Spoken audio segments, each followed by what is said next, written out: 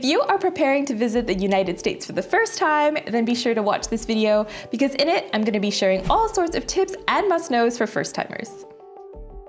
Now, in case you're new here, hi, I'm Christina from happytowonder.com, and this channel is all about practical travel tips from someone who's been there, done that, so be sure to like and subscribe if that sounds like your kind of thing. Now, as a Canadian who grew up just across the border in Vancouver, I have had my fair share of American travels, so I hope you enjoy these tips.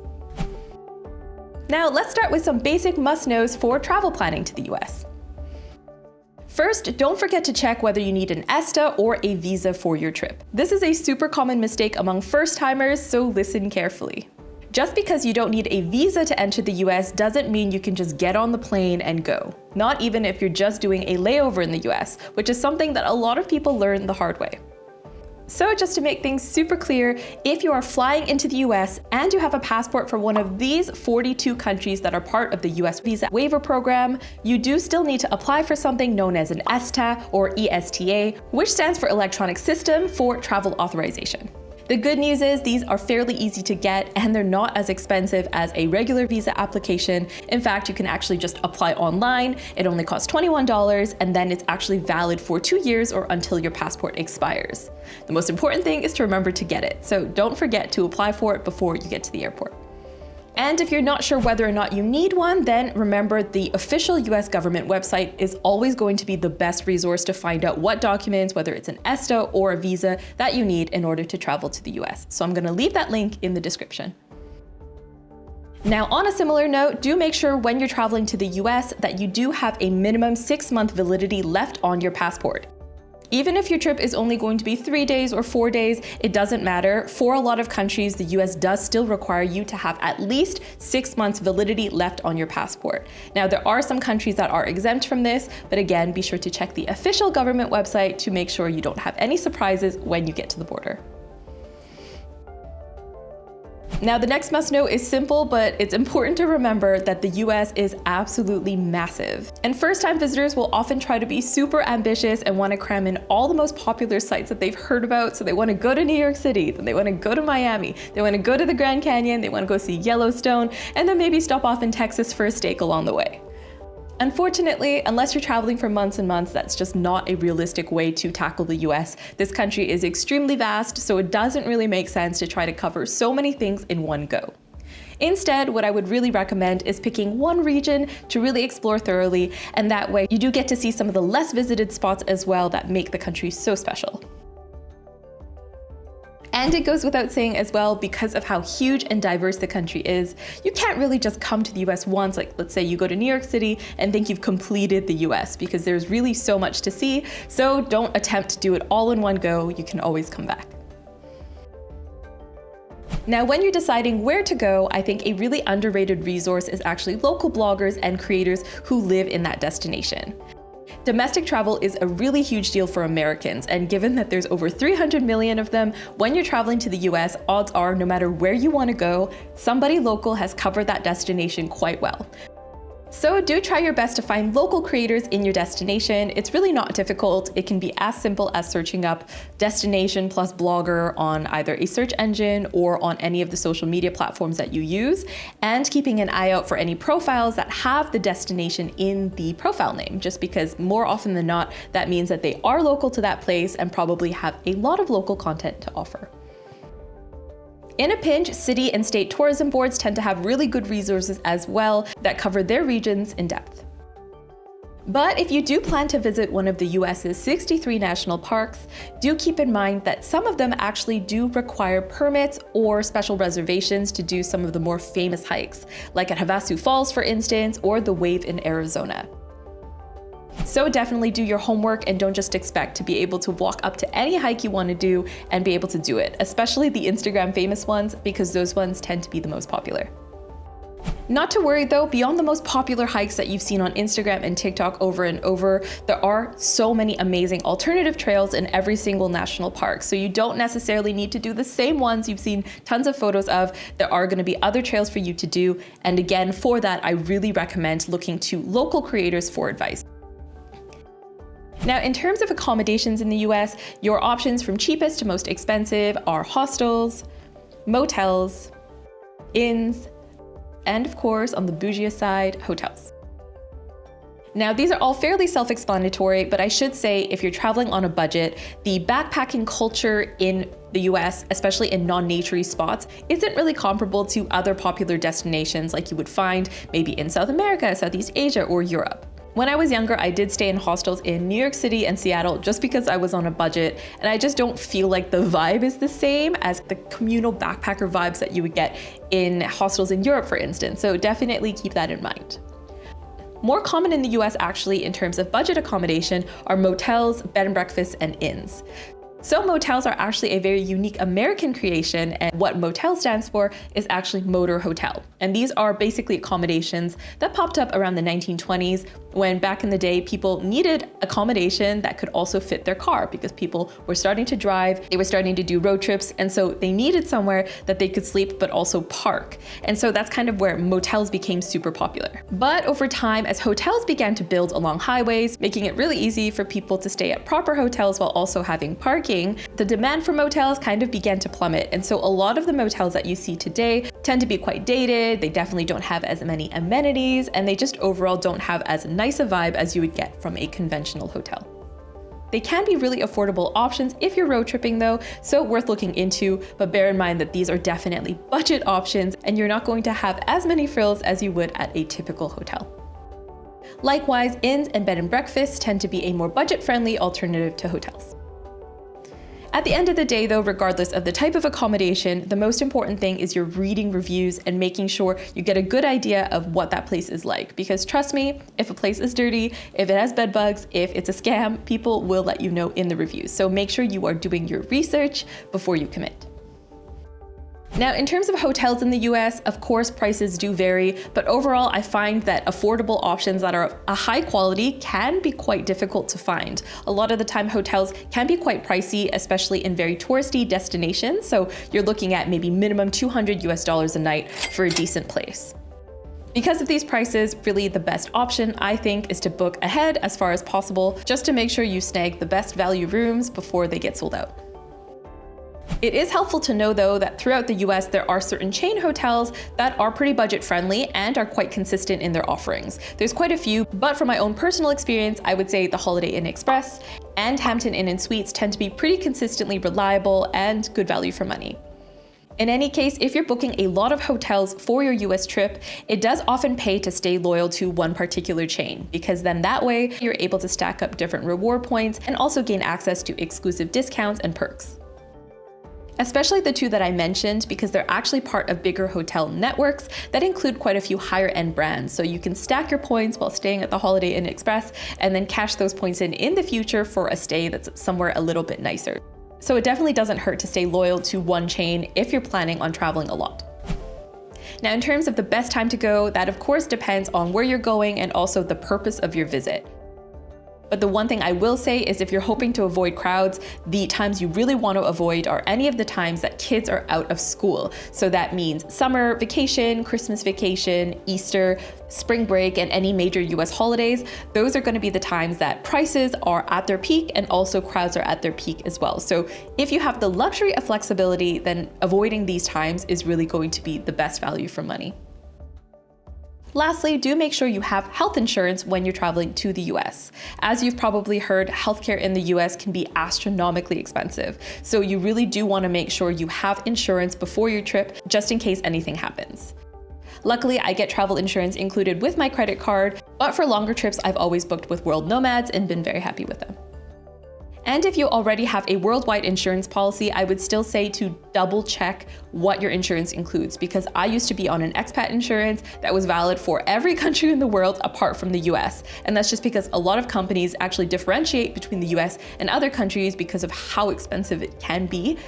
So make sure that any policy you buy does include the US as part of its coverage. Otherwise, it's going to be useless for your trip.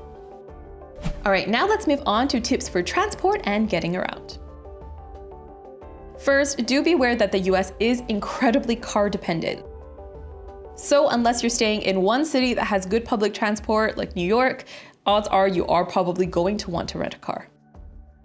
I typically use Discover Cars to compare a bunch of different car rental companies at the same time, so I could definitely recommend using that if you're not sure where to start. Now, if you are just traveling within one city, even if the public transport isn't amazing, you can still use rideshare apps like Uber and Lyft. Those are very popular.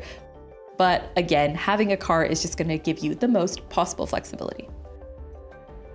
And if you are going to multiple cities throughout your trip, with the exception of certain regions like the northeast of the US, for instance, do be aware that distances between major cities can be super vast. So unless you are planning a really epic road trip, the best way to get between cities is probably to fly.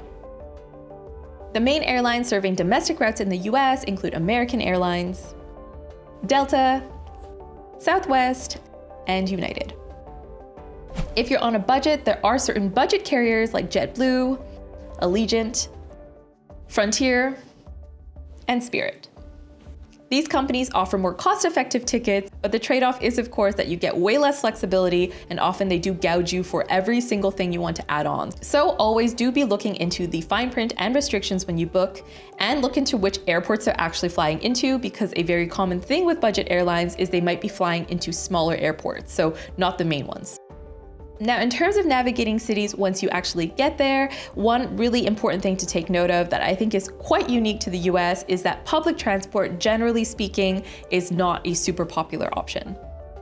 Of course, this does depend on where you go. In many US destinations, though, I would say more so than in many other countries, there is quite a stigma against using public transport. And I think this all ties back into the car culture that I alluded to earlier, the fact that most people do drive in the US. And so when it comes to public transport, a lot of people kind of see that as a last resort when you can't afford a car, including those that are homeless or maybe struggle with mental illness or addiction. And so a lot of new visitors might be surprised by this, or they might even feel unsafe if this is their first time being in such close proximity with people who are experiencing those kinds of struggles. So definitely do your research before you commit to using public transport. I would also say to not count on being able to walk around to different places. Again, there's exceptions, but generally speaking, US cities and towns are not built to be walkable. So definitely keep that in mind that you will probably need a car at some point, whether that's through a rideshare or taxi or through renting one yourself. All right, now let's move on to culture and etiquette tips for the US. First, in terms of greetings, it is very common to greet people in the US with a, hey, how's it going? Hey, how are you? And for first-time visitors, I should stress that when people ask you this, most of the time they're not genuinely asking. It's really just a common greeting. And so when someone's like, hey, how's it going? You'll be, oh, good, thanks. How about you? And that's pretty much the extent of the interaction. When they ask, how are you? It's not the time to actually unload all your problems on them. So keep that in mind. That said, if you are open for a chat, a lot of Americans will be happy to indulge. Americans actually tend to love small talk. Again, this really varies depending on where you go, but generally speaking, if you're up for a chat, especially in a customer service setting, you're going to encounter a lot of really friendly people. And that kind of brings me to my next point, which is that in the US, customer service can be overly in-your-face friendly. And this is something that shocks a lot of first-time visitors, especially if they're coming from a country where over-friendliness in customer service is not common. So do be aware that you're probably going to experience that. A lot of smiling, a lot of enthusiasm, a lot of checking in during your meal to make sure everything's tasting okay. Those are all parts of the American customer service experience, so don't be shocked by that. It's very, very normal. Now, going hand in hand with this, of course, is the very in-your-face tipping culture that I'm sure you've heard about in the US. And unfortunately, I do have to confirm that everything you've heard is true. You do need to tip for pretty much everything in the US, whether that's eating at a restaurant, getting coffee at a cafe, taking a taxi, hotel bellhops, hotel housekeeping, delivery drivers, you name it. And the expected tip is actually quite a lot. 20 to 25% is actually these days considered the norm when you're dining at a restaurant, and sometimes even more for excellent customer service. Though sometimes gratuity is included in the bill already when you're dining in a larger group, usually 6+ people. So always double check on your receipt to see if gratuity was already added on, because then that means you don't need to tip any extra. Unless you want to, they're always going to welcome more tips.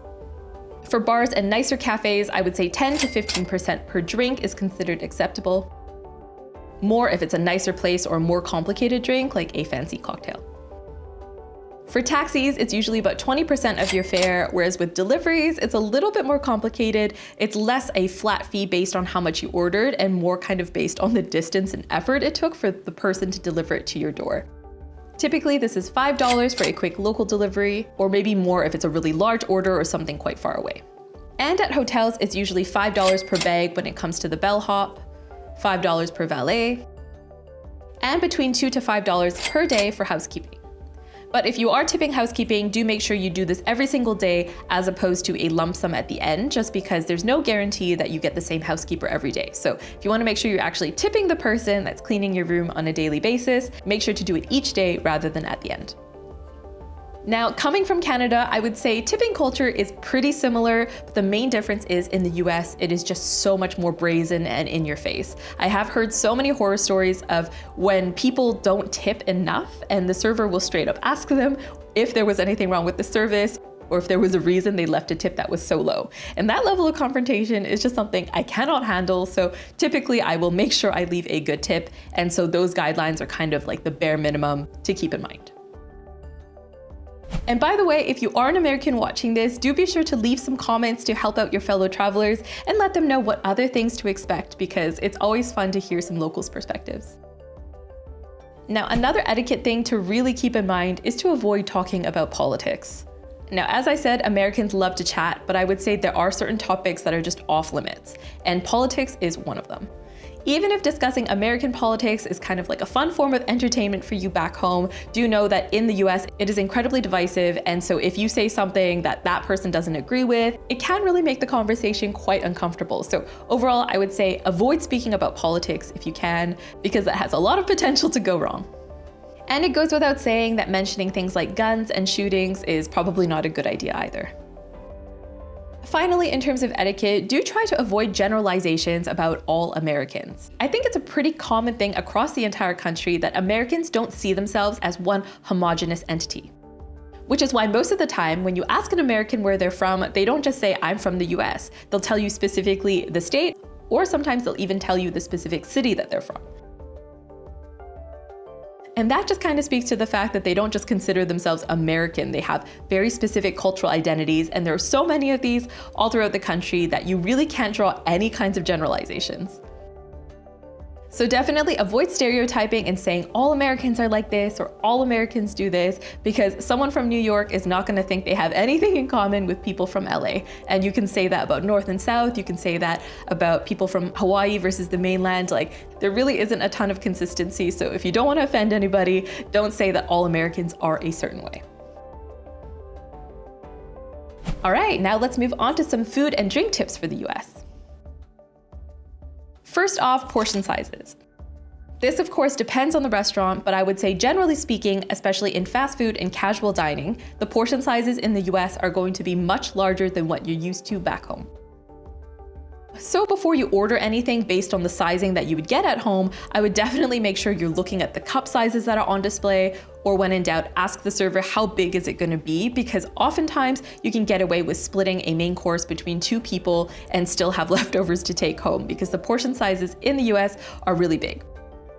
And the same goes for things like soda at fast food restaurants. Oftentimes you'll find an American small is actually a large where you're from. So definitely keep that in mind and don't just order based on what you're used to. And I know these tips are very specific, but if this is helpful and you're still with me, please be sure to leave some burger emojis in the comments or just say the word burger so that I know that you're still watching.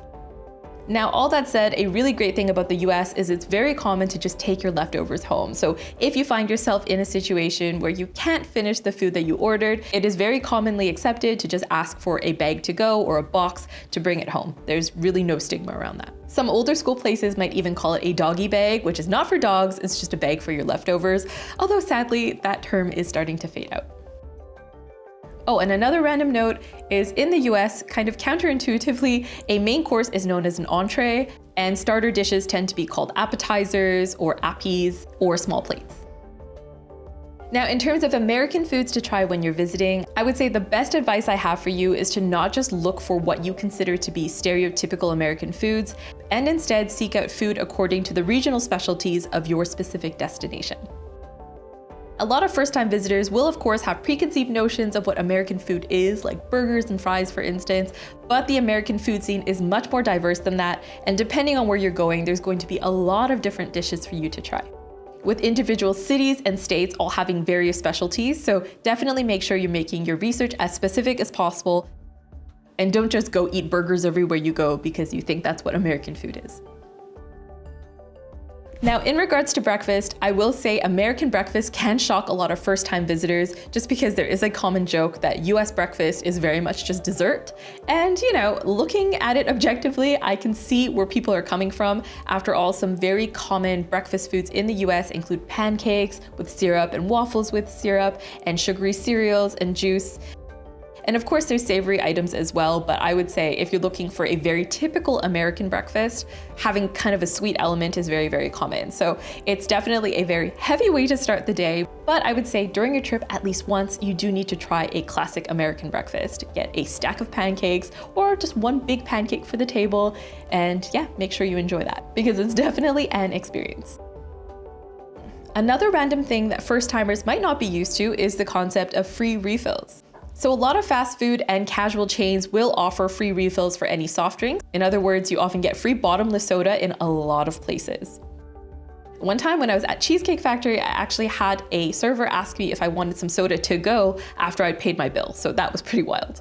All to say, refill culture is really huge in the US, so definitely use this to your advantage if you're traveling on a budget. For instance, if you're dining somewhere with free refills, instead of getting a large drink, you just get a small and keep topping it up. So definitely keep that in mind because free refills are a thing and they're pretty glorious. And another thing to keep in mind is how to pay with credit cards when you're in the US, because this is different than even the way we do it in Canada. And yeah, I think it's important to mention because while this is changing, it is very common in the US when you pay with a card for them to actually take the card away from your table and run it in the back. And this seems very sketchy the first time it happens to you because it feels like they're just stealing your credit card, but it's very commonplace here and nothing to worry about. Usually the way that it'll go is the server will bring you your bill in kind of like a black folio thing, and then you see the receipt and you just put your card in that little folio. They'll take it, run the credit card in the back, bring it back to you, and there's going to be the receipt there where you can then add how much you want to tip. So you have to do the math essentially and kind of write in how much you want to tip and then the total, and then they will update the charge on your card afterwards to reflect that tip as well.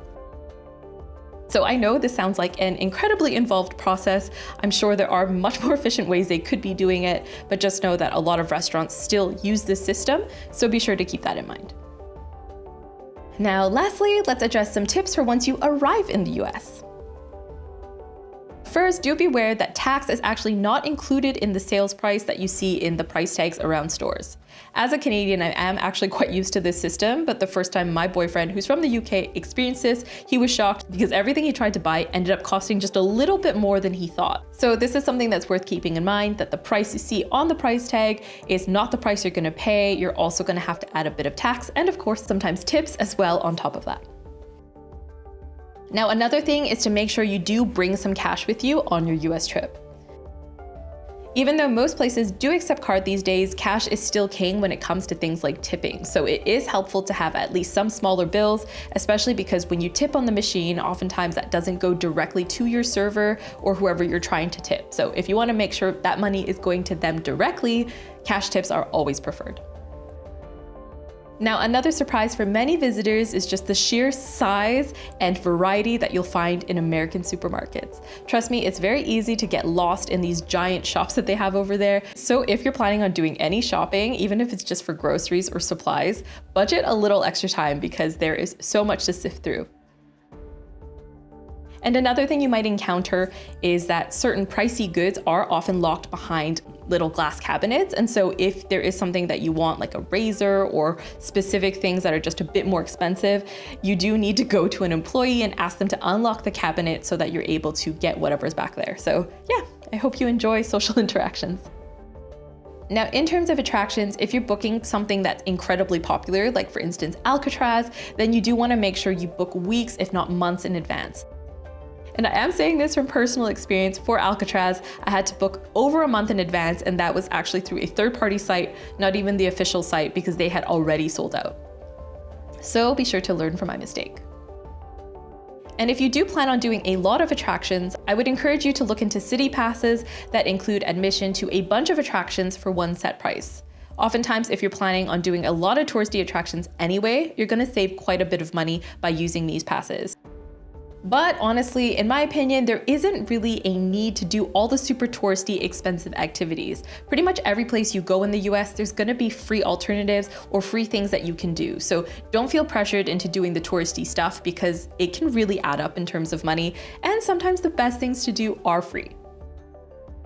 So always make sure you're researching free activities everywhere you go, and know that a lot of museums in the US do have free entry days that are certain days of the week or out of the month. So be sure to do your research in advance to see if your visit can coincide with one of those free days. Finally, this is a very random one, but a very common culture shock for people who are visiting the US for the first time is that when you go into a public toilet stall, the gaps are often like, this high when you're in a stall, and you can make eye contact with people through the gaps in the doors. I don't really know why this is the case, but do keep that in mind and make sure you are not putting any bags close to that gap, because unfortunately that can make your bag a very easy target for theft. All right, thanks so much for watching. I hope that was helpful, and be sure to like and subscribe for more helpful travel videos just like this one. I'll see you next time. Bye.